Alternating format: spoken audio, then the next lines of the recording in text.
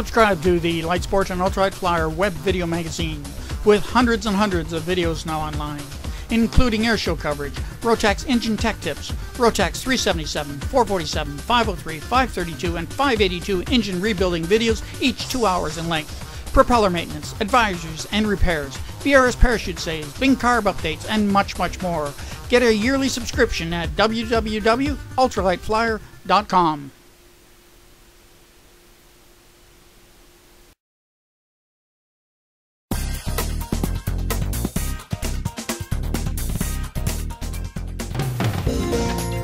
This is EAA Radio, broadcasting the spirit of aviation around the globe.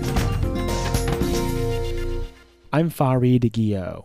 If you are a sport pilot and fly an SLSA or ELSA aircraft with a top speed of 87 knots or less, then the FAA requires you to receive training and an endorsement to fly.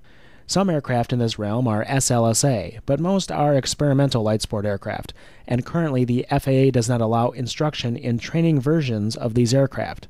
At the end of 2009, the FAA was set to issue guidance on how operators of ELSA trainers could continue to provide instruction, but an interagency squabble has delayed any action.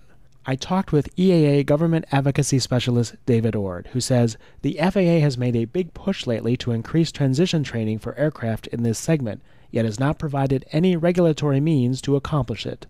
Going into 2010, it looked like we were going to have a letter of deviation authority which would help out in the flight training for the LSA category. Why is it now August and this still hasn't happened? That's a great question, Farid.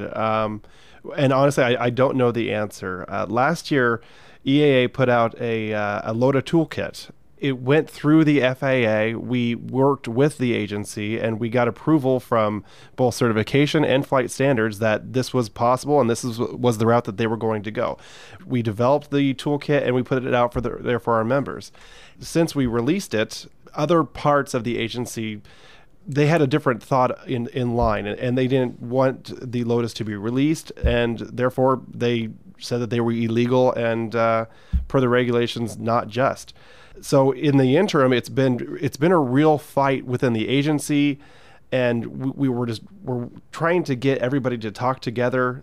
I would say there's just too many cooks in the kitchen regarding the LODA.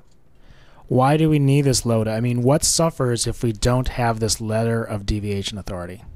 Well, you have the administrator here at AirVenture last year, this last year, calling for the need for transition training. Currently, we would totally agree with him. However, there's no regulatory avenue for transition training. 91319 Part H is a letter of deviation authority that allows for compensated training in experimental aircraft. Now, that affects all experimental aircraft, that be it ELSAs, be it gyrocopters, be it warbirds, anything with an experimental certificate, that guidance affects. And so it's really hurt not only the ELSAs, the low and slow guys, especially the guys that are less than 87 knots, that have a VH less than 87 knots, but it's hurt the gyroplanes.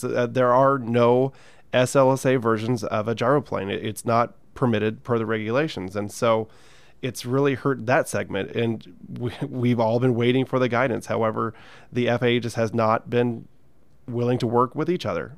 And there's been a real big push for safety lately too, and so this particular LODA would help with safety. Oh, absolutely. Anytime you transition from any aircraft into another, be it certificated, light sport, you name it, we and the FAA and the agency believe that you need to get transition training. Now, the only way that you can get transition training in experimental aircraft is with a LODA, especially aircraft that have a VH less than 87 knots. There are approximately 4 SLSAs fixed wing in the nation that have a VH less than 87 knots. So that means if I want to get my training and endorsement, I have to go seek out one of those 4 aircraft and find an instructor willing to give me the required training.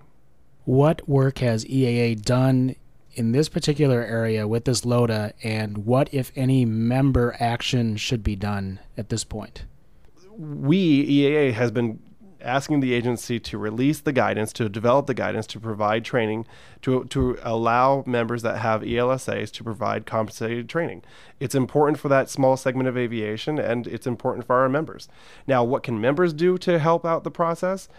I personally would say write the administrator, because, let's take a top-down approach, write the administrator, and hopefully, I believe he was asked the question at AirVenture, and hopefully he's aware of the situation and aware that how pivotal it is for this small segment of aviation for these guys that are counting on this. David, thanks very much. Thank you, Fareed.